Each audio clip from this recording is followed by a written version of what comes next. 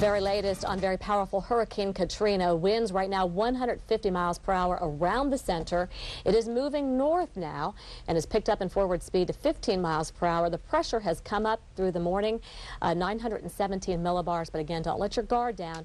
Andrew came through South Florida with a pressure of 922 millibars. Yeah, Katrina has weakened slightly overnight to a very strong Category 4 hurricane, but just a very small difference between this strong Category 4 and a Category 5. Landfall is imminent in southeastern Louisiana. The impacts will spread north ahead of the center. We've already seen hurricane-force wind gusts and heavy downpours of rain.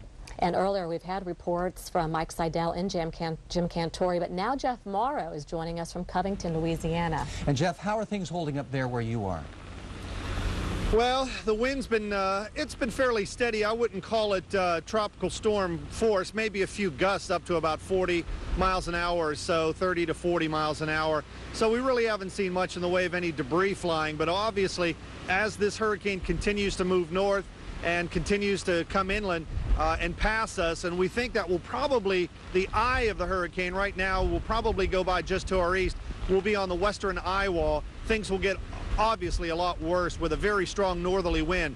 That kind of northerly wind is just going to blow right across Lake Pontchartrain. Right now the winds with the hurricane are pushing gently from the east, and that is piling water from the Gulf of Mexico into Lake Pontchartrain. You can see these spiral bands of moisture, and you can just imagine the wind kind of spiraling around the hurricane as well.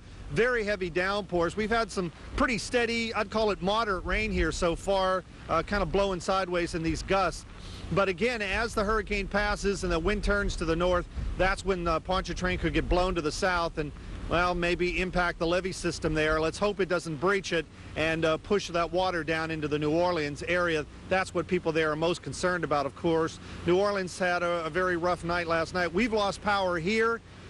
In some areas, our hotel, we got up, it was still on, but as soon as we walked into the lobby, out went the lights, and that's probably going to be it for the rest of the afternoon.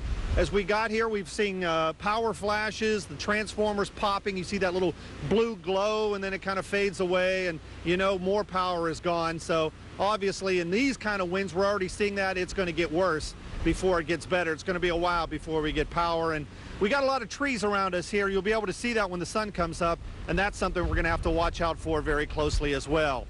Again, we're in Covington. We're right along Interstate 12. We're north of Lake Pontchartrain, and we'll keep you updated here as we head on through the rest of the afternoon as long as we can physically keep the shot up. Because obviously when it gets bad, we may have to come down. Let's get back to you guys now. Kim and Nick. All right, thanks, Jeff. And you know, we're concerned about folks even farther north with power outages today. No doubt about that. There have been, of course, road closures due to heavy rain falling and evacuation procedures. Some roads remain open, though, at this hour. And if folks might be interested in I-10, of course, I-10 westbound at the Louisiana state line is closed and no one should be traveling there. Right. But I-10, the bridge over the Escambia Bay around Pensacola, checked on that, and it is still open. Last night traffic was very heavy with folks heading eastbound. This morning, as you make your way out there, we are dealing with tropical storm force wind gusts, and we are also dealing with some rain bands coming through that region. I want to take you to the airports and show you what we have in terms of airport closures. Both airports in New Orleans, the International and the Lakefront, are closed. There is no reopen time set as of yet.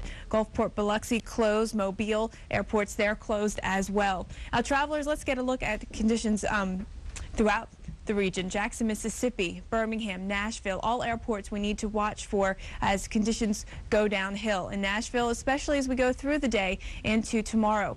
And showing you right now what we have going on SkyTracker radar in terms of the extent of where we're seeing the rainfall here. I want to show you I-10 and talk about the rain well to around Baton Rouge and well to the west of there, and then all the way to the east, heading over into the Pensacola area. Here's some rain bands stretching that far, and as far north as Jackson, where we are getting some showers, and I-20. And I-20 is going to be a tough go of it from Jackson over to Tuscaloosa and Birmingham today. All right, the forecast for today, I-55 and I-65, and in between the two, watching for the potential of flooding as we continue to watch the track of Katrina heading northward, the rain heading northward, and rainfall on the order of 2 to 3 inches in farther north areas, and then even farther south, we'll see 10 to 15 inches of rainfall. So flooding is a possibility, 2 to 3 inches per hour of flooding around Birmingham, would cause some flash flooding. Kim and Nick, back to you. Hurricane Katrina making landfall in southeastern Louisiana. Just east of the Grand Isle area, where we've seen wind gusts up to 114 miles an hour. Waves obviously running high. Ahead, more on all the impacts. This program was brought to you by